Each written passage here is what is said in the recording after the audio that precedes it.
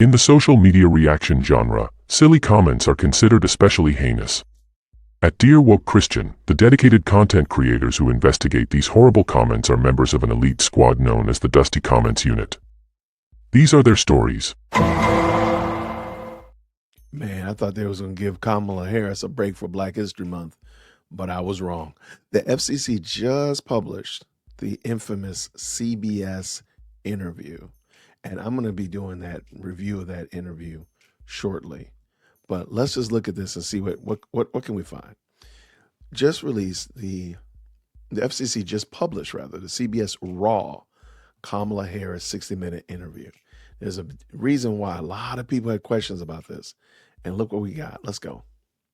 A newly released transcript of the contested interview with former Vice President Kamala Harris refused President Donald Trump's assertions that CBS committed election interference last October. Continue. Harris' interview led Trump to sue CBS, and pro-Trump advocacy group filed a formal complaint with the FCC and federal agency that licensed local TV stations. CBS had, until recently, refused to publish the full transcript of the Harris interview, creating an information vacuum that helped conspiracy theories to flourish. But the network handed over the transcript and tapes for the FCC inquiry. And on Wednesday, the agency released the material, citing the value of transparency and the public interest here. The transcript confirmed what CBS said, that it engaged in normal editing, not any nefarious activity like Donald Trump alleged. Instead of saying case closed, though, FCC Chair Brendan Carr is opening up a matter of public comment and extending the case to at least another 6 weeks. Critics continue to charge that Carr is weaponizing the historically independent FCC to advance Trump's anti-media agenda. Those critics include one of the Democrats on the commission, Anna M. Gomez, who says the FCC should now move to dismiss this fishing expedition and avoid any further politicizing our enforcement actions. The source of the controversy: last fall, 60 Minutes, the highest rated news magazine in America, sought to interview both Trump and Harris for a special pre-election program. Harris agreed and Trump declined. Correspondent Bill Whitaker pressed the Vice President Harris on the Biden administration's relationship with Israel as well as the war in Gaza. Whitaker asked why Israeli Prime Minister Benjamin Netanyahu was not listening to the United States, and Harris answered by defending the administration. It was not particularly newsworthy exchange, but CBS aired the two different parts of Harris's answer on different broadcasts. In a preview clip that aired on Face the Nation, Harris was shown saying that the work that we have done has resulted in a number of movements in that region by Israel that were very much prompted by or a result of many things, including our advocacy for what needs to happen in that region. Ooh, okay. During the actual 60-minute program, in response to the same question, she was shown as saying, we are not going to stop pursuing what is necessary for the United States to be clear about where we stand in on the need for the war to end. As criticism mounted, Trump threatened to sue CBS, said it merely edited her answer for time in accordance with the televised news standards.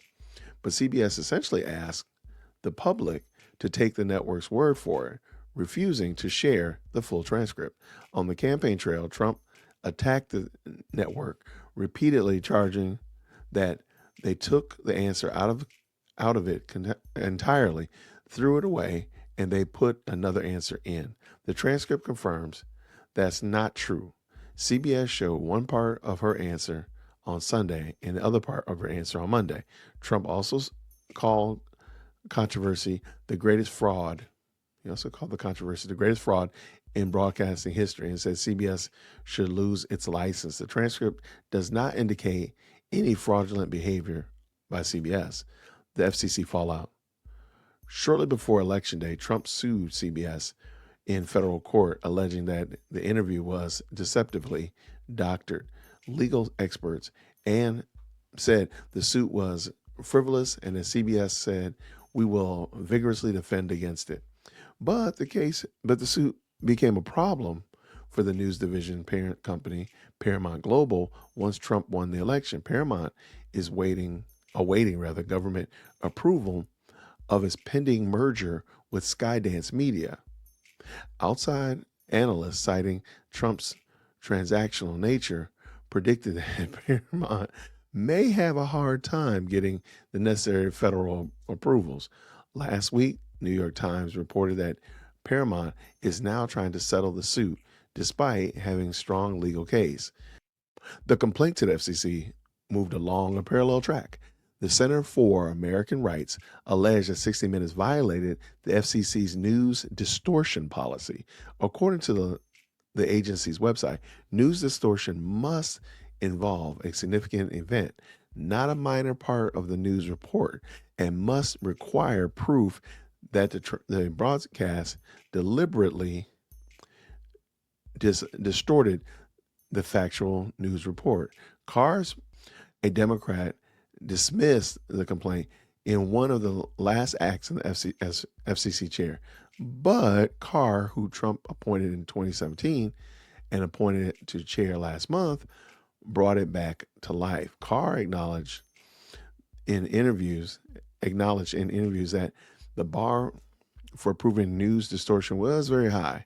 For instance, it would apply if someone said no in an interview, but a TV station edited the segment to appear that the person said yes.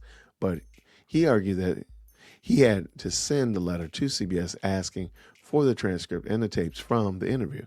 I do not see how the FCC can reasonably adjudicate the claim of the news distortion without seeing what was actually said, Carr told CNN.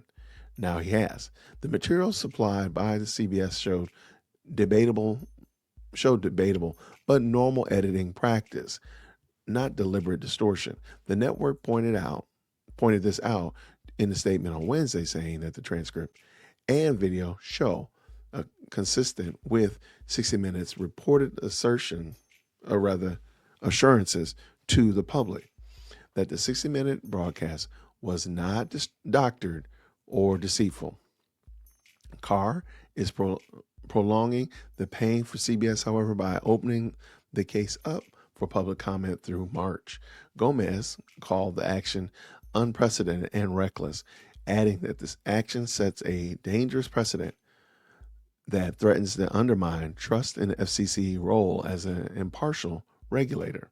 Carr has also announced probe into NPR and PBS and a local radio station that reportedly broadcast the live locations of undercover ICE agents.